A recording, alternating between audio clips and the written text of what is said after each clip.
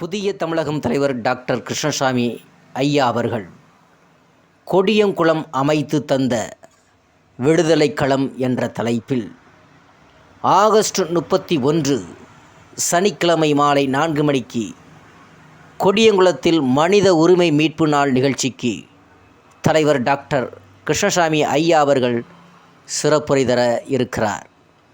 ஆகையினால் புதிய தமிழகம் கட்சியினர் அனைவரும் பெருந்திரளாக கலந்து கொள்ள வேண்டும் என்று புதிய தமிழகம் தலைவர் டாக்டர் கிருஷ்ணசாமி அவர்கள் அழைப்பு விடுத்திருக்கிறார்.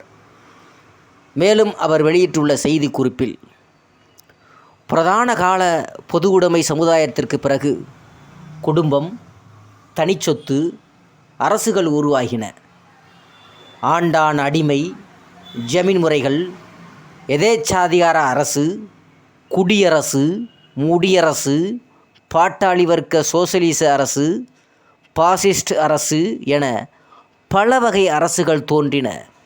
இவற்றில் குடியரசே பெரும்பாலான நாடுகளில் ஏற்றுக்கொள்ளப்பட்ட அரசு அமைப்பாக இருக்கிறது. மக்களுக்காக மக்களே மக்களால் உருவாக்கப்பட்ட அரசு குடியரசு ஆகும். பாட்டாளி வர்க்க சோசியலிச அரசு மற்றும் குடியரசு தவிர அரசு இயந்திரம் பெரும்பாலான மக்களுக்கு எதிரான ஒடுக்குமுறை கருவியாக மட்டுமே இருந்து வந்திருக்கிறது. விதிவிலக்குகளாக முடியரசு குடியரசை போல செயல்படலாம். சர்வதிகாரி கூட ஜனநாயகவாதியாக செயல்படலாம். அதை உலகம் ஏற்றுக்கொள்ளும். ஆனால் ஒரு ஜனநாயக குடியரசு சர்வதிகார பாசிச அரசை போல செயல்படுவதை அந்நாட்டு மக்கள் ஏற்றுக்கொள்ள மாட்டார்கள். மக்கள் எத்தனை பிளவுகளாக இருந்தாலும் அரசு இயந்திரம் எச்சார்பற்றதாக நடுநிலையோடு செயல்பட வேண்டும் என்பதே நியதியாகும். கடந்த காலங்களில் ஈராக், லிபியா, சிரியா, துனிசியா, எகிப்து, ஏமன் போன்ற நாடுகளில் அதிபர்கள் அந்நாட்டில் உள்ள ஒரு குழுவுக்கு ஆதரவாக இன்னொரு குழுவை அடக்கி ஒடுக்கிட அரசு இயந்திரத்தை பயன்படுத்தியவர்களின் ஆட்சி அதிகாரம் பறிக்கப்பட்டது மட்டுமல்ல, அவர்களையும் மக்கள் கண்முன்னே கண்டித்த சம்பவங்களையும் உலகம் அறியும். 1991 முதல் 1996 வரையிலையும் தமிழகத்தினுடைய முதல்வராக ஜெயலலிதா அவர்கள் இருந்தார். 1995 ஆண்டு ஜூலை மாதம் 26ஆம் தேதி தேவேந்திரகுல சமுதாயத்தைச் சார்ந்த அரசு பேருந்து ஓட்டுநர் முக்குளத்தூர் சமுதாயத்தைச் சார்ந்த மாணவர்களால் தாக்கப்பட்டதை தொடர்ந்து நெல்லை மாவட்டம் சங்கரன்கோவில் அருகே உள்ள வடநத்தம்பட்டி மற்றும் வீரசிகாமணியைச் சார்ந்த இரு தரப்பினரிடையே நடந்த மோதலில் ஒரு தலைவரின் சிலை சேதப்படுத்தப்பட்டதாக கூறி ஜூலை 27ஆம் தேதி முதல் ஒரே நேரத்தில் தென் தமிழகம் முழுமைக்கும் தேவேந்திரகுல வேளாளர்களை கொச்சைப்படுத்தியும் சிறுமைப்படுத்தியும் எண்ணற்ற போஸ்டர்கள் ஒட்டப்பட்டன.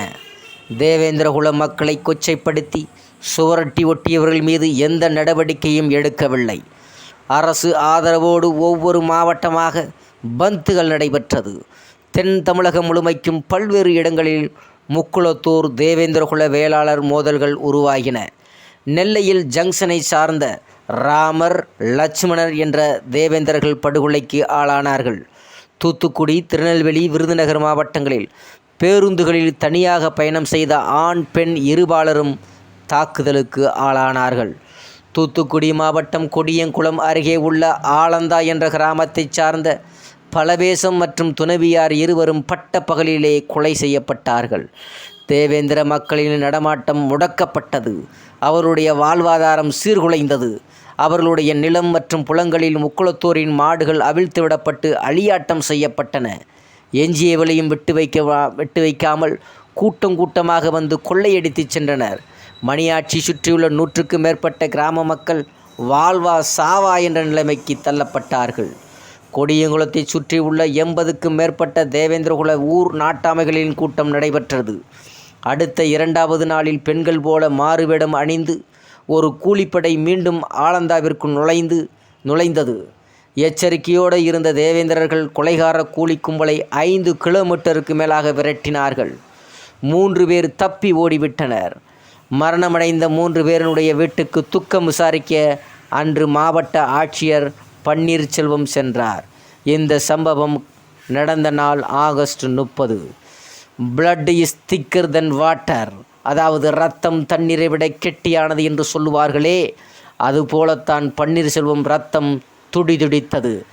ஏறக்குறைய 1 மாத காலத்திற்கு மேலாக தென் தமிழகத்தில் தேவேந்திரகுல வேளாளர்களுக்கு எதிராக நடைபெற்ற எந்த தாக்குதலுக்கும் எந்த நடவடிக்கையும் எடுக்கவில்லை.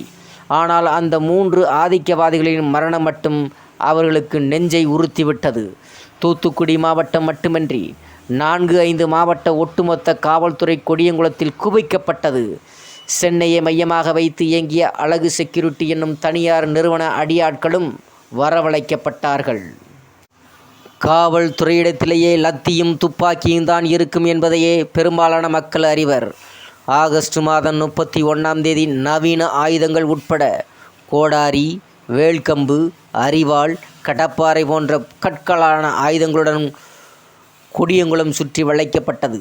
வீட்டில் உள்ள ஆண்களும் பெண்களும் அடியாட்களாக வந்த செக்யூரிட்டி ஆட்களும் அடியாட்களைப் போல மாறி காவலர்களாலும் விரட்டி எடுக்கப்பட்டனர். வீடு வீடாக சென்று அவர்கள் சேமித்து வைத்திருந்த அனைத்து பொருட்களையும் நிர்மூலமாக ஆக்கினர். 10-15 ஆண்டுகள் அரேபிய நாடுகளுக்கு சென்று அள்ளும் பகலும் பாடுபட்டு வாங்கிய தங்களுடைய ஆசை பொருட்களை அனைத்தும் தவிடுபொடியாக்கினர். டிவி, ரேடியோக்கள், ஃபேன், மிக்ஸி, கிரைண்டர், டேப் ரெக்கார்டுகள், 2 சக்கர வாகனங்கள், பண்டபாத்திரங்கள் அனைத்தும் அந்த இடத்திலே தூள் தூளாகின. பீரோக்களும் கட்டில்களும் கோடாரியால் துண்டாக்கப்பட்டன. வீடுகளின் கதவுகள், ஜன்னல்கள் அனைத்தையும் நொறுக்கி போடப்பட்டன. அவர்கள் மொசைத்தலங்களில் கூட விட்டு வைக்கவில்லை. அரசு தபால் மற்றும் ரேஷன் கடைகளையும் கூட சூறையாடினர். ஆசையாக வளர்த்த ஆடு மாடு நாய்களையும் சுட்டு பொசுக்கினர். வீட்டில் வைத்திருந்த சொற்ப தொகைகளையும் துணிமணிகளையும் விட்டு வைக்கவில்லை. உச்சகட்டமாக பொது கிணற்றில் பெட்ரோலை ஊற்றினர். எதிர்த்தவர்கள் கை கால்கள் உடைக்கப்பட்டன. இளம்பெண்களின் என்று கூட பார்க்கவில்லை. மக்களை கட்டி காக்க வேண்டிய அரசு மக்களின் சொத்துக்களை சூறையாடியது. சட்டப்படி நடவடிக்கை எடுக்க வேண்டிய உயர் அதிகாரிகளே சட்டத்தை காலில் போட்டு உதைத்தார்கள். தேவேந்திரகுல மக்கள் மீதான தங்களுடைய நீண்ட நெடுநாள வன்மத்தை காவல்துறையின் மூலம் தீர்த்து கொண்டார்கள். கொடியங்குளத்தின் மீது நடத்திய தாக்குதல் ஒரு குறிப்பிட்ட பிரிவினரை மகிழ்விப்பதற்காகவும் மேலாதிக்கத்தை நிலைநாட்டுவதற்காகவும் இன்னொரு பிரிவினரின் மீது ஏவி விடப்பட்ட அரச பயங்கரவாதமாகும். கொடியங்குளம் சம்பவம் நடந்த அடுத்த நாளே முதலாக அந்த கிராமத்திற்கு அடியெடுத்து வைத்தது புதிய தமிழகம் என்ற கிருஷ்ணசாமி ஆகிய நாம் தான் என்று சுட்டி காட்டுகிறார். நீதிமன்றம் சென்று நீதியை நிலைநாட்டினோம். மக்கள் மன்றம் சென்று மக்களை தட்டி எழுப்பினோம். வெகுண்டு எழுந்த தேவேந்திரர்கள் அடுத்து வந்த தேர்தலில் ஜெயலலிதா ஆட்சியை அகற்றி காட்டினார்கள். அரச பயங்கரவாதம் அம்பலப்பட்டது. ஒடுக்கப்பட்ட மக்களுக்கு விடுதலைக்களம் அமைத்து கொடுத்தது கொடியங்குளம். அதுவே ஆகஸ்ட் 31. ஆகஸ்ட் 31 கடந்த 30 வருடங்களாக ஆண்டுதோறும் மனித உரிமை மீட்பு நாளாக புதிய தமிழகம் கட்சியினர் சார்பாக தொடர்ந்து அனுசரித்து வருகிறோம். அதேபோல இந்த ஆண்டும் கொடியங்குளத்தில் நாளை மாலை 4 மணிக்கு நடைபெறும் மனித உரிமை மீட்பு நாள் நிகழ்ச்சியில் புதிய தமிழகம் கட்சியின் தலைவர், நிறுவனர் டாக்டர் கிருஷ்ணசாமி ஐயா அவர்கள் கலந்து கொண்டு சிறப்புரையாற்ற இருக்கிறார்கள். எனவே புதிய தமிழகம் கட்சியின் மாநில, மாவட்ட, ஒன்றிய, பேரூராட்சி, மாநகராட்சி மற்றும் துணை அமைப்புகளின் அனைத்து நிர்வாகிகளும் தவறாது கலந்து கொள்ள வேண்டுமாக அன்புடன் கேட்டுக்கொண்டிருக்கிறார் புதிய தமிழகம் கட்சியின் தலைவர் டாக்டர் கிருஷ்ணசாமி அவர்கள்.